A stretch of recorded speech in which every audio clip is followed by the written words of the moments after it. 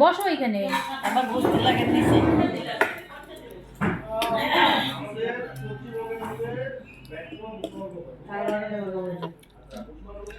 ঠিকই তো আছে সব লবণ টবণ।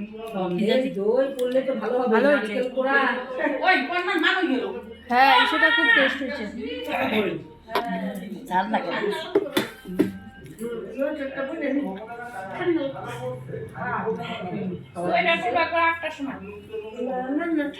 বাপরে ঠান্ডাও লাগে না, সোয়েটার বলে রাত্রি 8টায় পড়বে। এই দেখো তুমি ভিডিও অন করছো? বলো কিছু। সবাই ভাত খাচ্ছে আর আমাকে দিচ্ছে সিন্নি। চিমনি বসা। তুমি সিন্নি খাই থাকো। সারাদিন উপাস থাকার পরে বন্ধুরা তোমরাই বলো তাহলে আমার কেমন